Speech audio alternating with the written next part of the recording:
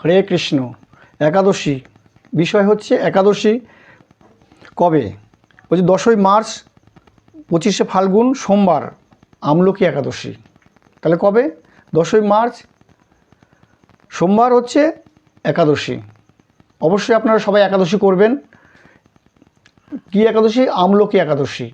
সেই বিষয়ে সবিস্তারে আমি বর্ণন করছি, আর পারণ পরে বলছি।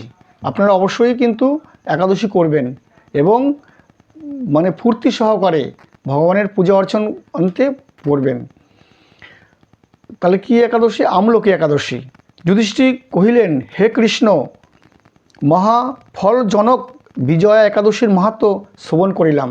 মানে আগেরটা বিজয়া একাদশী ছিল, বলছি মহাফলদায়ক বিজয়া একাদশীর কথা আমি শ্রবণ করেছি।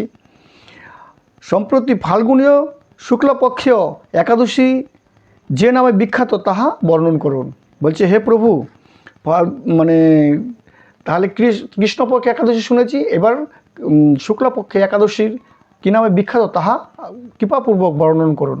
শ্রীকৃষ্ণ বলিলেন, হে মহাভাগ যুধিষ্ঠির, মানধাত্তার প্রশ্নের উত্তরে মহাত্মা বৈশিষ্ট্য এই একাদশীর কথা যাহা বলিয়াছিলেন তাহা আপনার নিকট এখন বলিতেছি।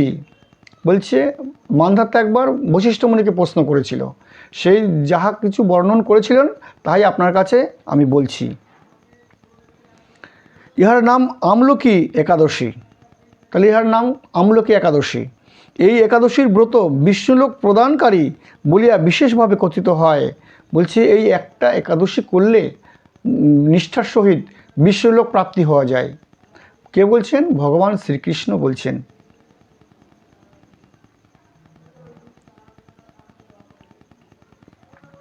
তাহলে বিষ্ণুলোক প্রাপ্তি হওয়া যায়। ওই দিন আমলকির বৃক্ষের তলায় রাত্রি জাগরণ করিলে গো সহস্র দানের ফল লাভ হয়।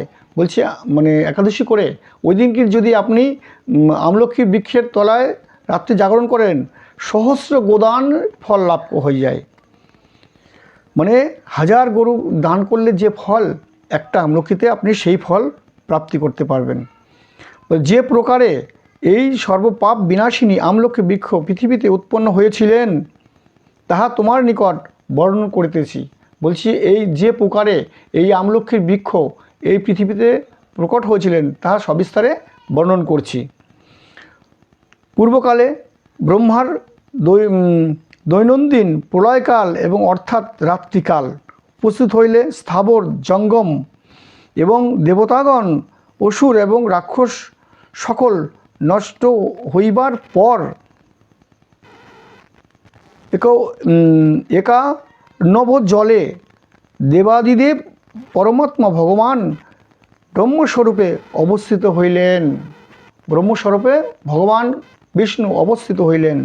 তখন এই জগৎরূপ ব্রহ্মের বদন হইতে চন্দ্রতুল্য শুভ বর্ণ এক বিন্দু জল উত্থিত হইয়া ভূমিতে পতিত হইল।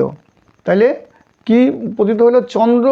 চন্দ্রের ন্যায় এক ফোঁটা জল মানে প্রভুর মানে পতিত হইল। কোথায় পতিত হইল? ভূমিতলে পতিত হইল।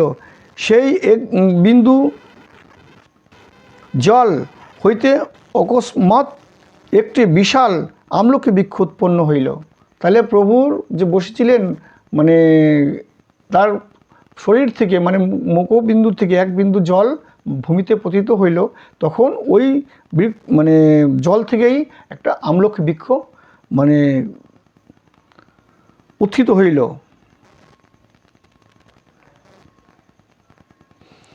উহার বিস্তৃত শাখা প্রশাখা ফলভার নত হইয়াছিল। বলছি মানে হওয়ার পরে এত তার ফল ধরেছে, মানে শাখা প্রশাখা ডাল একদম নত হয়ে গেছে। সেই বৃক্ষই সমস্ত বৃক্ষের আদি বলিয়া কথিত হয়। বলছে এই পৃথিবীতে মানে সব থেকে আগে যে বৃক্ষটা এসেছিলেন সেটি হচ্ছে এই আমলকি বৃক্ষই সর্বপ্রথম, তারপরে অশ্বত্থ বৃক্ষ। তাই পৃথিবীতে সর্বপ্রথম এই আমলকি বৃক্ষই মানে উৎপন্ন হয়েছিল। এই বৃক্ষ হইতে ভগবান কর্তৃক বলছে এই বৃক্ষ হইতে ভগবান কর্তৃক ব্রহ্মা, প্রজাসমূহ, দেব, মনুষ্য, স্থাবর, জঙ্গমাদি সৃষ্ট হয়েছিলেন।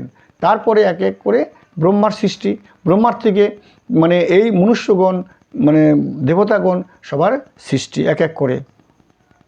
বলছে দেবগণ ও ঋষিগণ আশ্চর্যজনকভাবে বৃক্ষকে দর্শনের জন্য তথা উপস্থিত হইলেন। বলছে যখন শুনলেন যে একটা বৃক্ষ উৎপন্ন হয়েছে, সেটা এত ফল ধরেছে, মানে আশ্চর্যজনক বৃক্ষ। বলছে সেই অভিনব বৃক্ষ দর্শন করিয়া সকলেই বিস্ময়ান্বিত হইলেন। তাহলে মানে ঋষিগণ সব এসে দেখেই বিস্ময়ান্বিত হইলেন, কারণ তাহারা বহু বৃক্ষ পূর্বে দর্শন করিয়াছেন এবং তাহাদের নামাদিও জ্ঞাত আছেন। আরও অনেক বৃক্ষ তার আগে আগে কেন তারা দর্শন করেছেন, তাদের নামও তারা জানেন, কিন্তু এটা কী বৃক্ষ তারা জানেন না। কিন্তু এই বৃক্ষ কোথা হইতে আসিল এবং কি নাম ইত্যাদি বিষয়ে সকলেই চিন্তা করিতে লাগিলেন। বলছে এই বৃক্ষ কোথা থেকে আসলো এবং কী বা তার নাম, সবাই চিন্তা করতে লাগিলেন। এমন সময় আকাশবাণী হইল, হে দেবগণ, এই বৃক্ষের নাম আমলখী।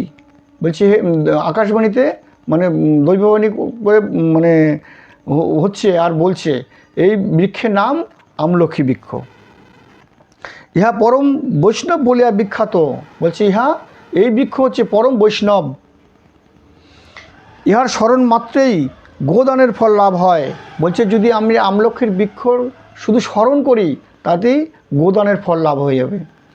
আর দর্শনে তাহার দ্বিগুণ, মানে দর্শন করলে তাহার দ্বিগুণ ফল প্রাপ্ত হওয়া যায়। আর ফল ভক্ষণে 3 গুণ ফল প্রাপ্ত হওয়া যায়। দেখুন, শুধু দর্শন করলে গোদানের ফল, আর স্পর্শ করলে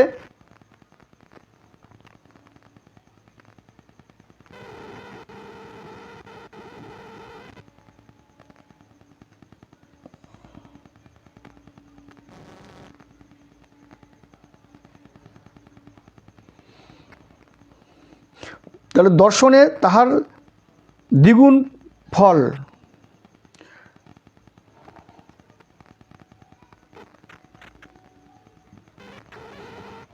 বলছে স্মরণ মাত্রেই গোদানের ফল প্রাপ্ত হয়ে যায়, আর দর্শনে তার দ্বিগুণ, আর ফল যদি ভক্ষণ করি তার 3 গুণ ফল প্রাপ্ত হওয়া যায়।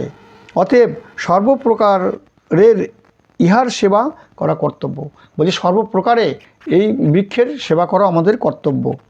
ইহার সর্বপাপ বিনাশিনী, ইহার বলছে এই বৃক্ষ সর্বপাপ বিনাশিনী, সব পাপ বিনাশ করে দেয়।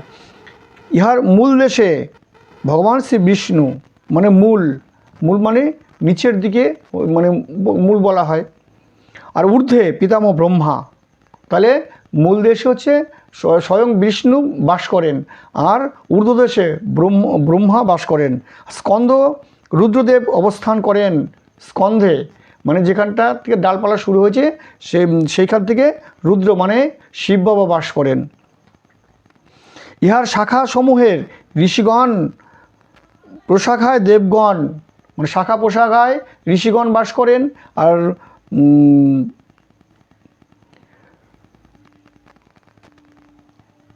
প্রশাখায় দেবগণ, পূর্ণ সমূহের বসুগণ এবং পুষ্পে বায়ুগণ, মানে পুষ্পে বায়ু, মানে এত সুন্দর গন্ধ ছড়ায় পুষ্পে, সেজন্য পুষ্পে বায়ু।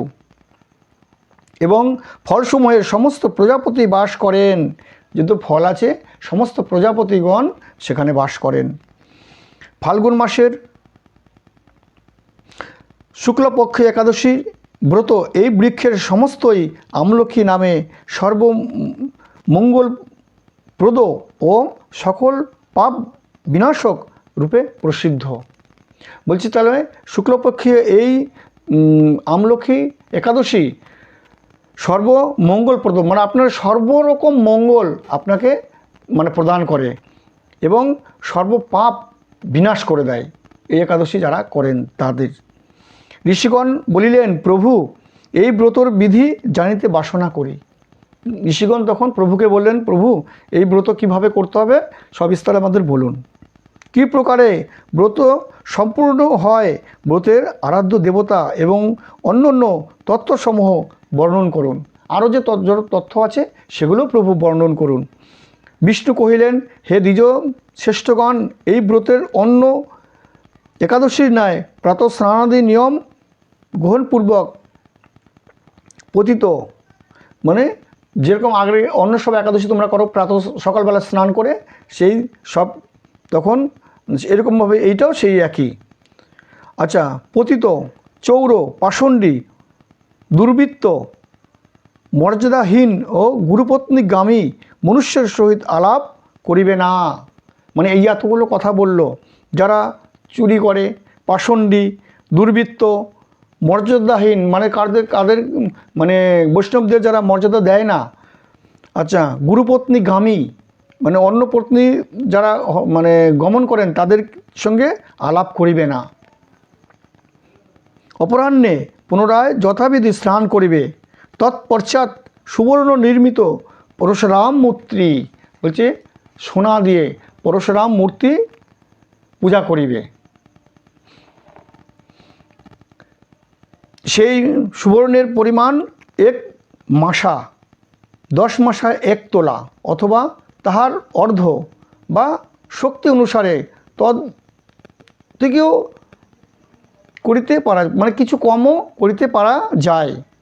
সেই মূর্তির পূজা ও হোমাদি সমাপনপূর্বক আমলক্ষীর বৃক্ষের তলায় গমন করিবে। মানে আমলক্ষীর বৃক্ষের তলায় গমন করিবে, সেই সব নিয়ে আমলক্ষীর বৃক্ষের তলায় আসতে বলছেন। প্রথমত বৃক্ষের চতুর্দিকে পরিষ্কার করিবে, মানে যদি অপরিষ্কার থাকে আমলক্ষী গাছ, সেই গাছকে পরিষ্কার করতে বলছে চারদিকটা। তৎপর একটি কলসী বৃক্ষের সম্মুখে স্থাপন করিয়া মন্ত্র দ্বারা তাহাতে পঞ্চরত্ন, পঞ্চপল্লব, দিব্য গন্ধ-আদি ছত্র, উপাসনহ, পাদুকা, বস্ত্র ও শ্বেতচন্দন আদি প্রদান করিবে। মানে এইসব জিনিস দিয়ে শ্বেতচন্দন মানে সাদা চন্দন আদি প্রদান করিবে। তদুপরি লাজখই, মানে খই দিয়ে পূর্ণ করতে বলছে। লাজখই পূর্ণ একটি পাত্র স্থাপন করিবে, অন্য একটা পাত্রতে খই দিয়ে পূর্ণ করতে বলছেন। উহার উপর সেই পরশুরাম মূর্তি স্থাপন করিবে। সেই পরশুরাম মূর্তি যে সোনা দিয়ে বানানো হয়েছে সেটাকে স্থাপন করিবে। অনন্তর পূজা করিয়া শ্বেতবর্ণ ফল দ্বারা অর্ঘ্য প্রদান, রাত্রি জাগরণ করিবে। তাহলে শ্বেত ফল মানে সাদা ফল দিয়ে সেটাকে পুজো করতে বলছে। শ্বেত বর্ণ ফল দ্বারা অর্ঘ্য প্রদান এবং রাত্রি জাগরণ করতে বলছে ওই আমলকি গাছের মানে নিচে। বলছে নিত্য গীত, বাদ্য, ধর্মগ্রন্থ, বৈষ্ণব আখ্যান পাঠ এবং আলোচনার দ্বারা রাত্রি অতিবাহিত করিয়া বিশ্বনাম মহামন্ত্র কীর্তন এসব অবশ্যই তোমরা করবে। তাহলে মহামন্ত্র কীর্তন হাতে তালি দিয়ে এবং পাঠ গ্রন্থ আদি পড়তে বলছেন। আর 108 বা 28 বার আমলকি বৃক্ষকে প্রদক্ষিণ করিবে। বলছে 108 বার বা 28 বার ওই আমলকি বৃক্ষকে প্রদক্ষিণ করিবে। অতঃপর প্রতকালে সেই মূর্তির মঙ্গলারাত্রি কামাদি সমাপ্ত করিয়া শ্রী নাম পরায়ণ পরম ব্রাহ্মণকে পূজা করিবে। এবং বলছে ওই রাত্রি জাগরণের পরে শ্রী নাম পরায়ণ ব্রাহ্মণ, মানে যে সবসময় কৃষ্ণ নাম করেন, কৃষ্ণ নাম প্রভুর নাম করেন, সেই রকম ব্রাহ্মণকে পূজা করিবে। এবং পরশুরাম স্বরূপ শ্রী কেশব আমার প্রীতি হন। বলছে হে প্রভু, হে পরশুরাম স্বরূপ, হে প্রভু আমার প্রতি প্রীত হন।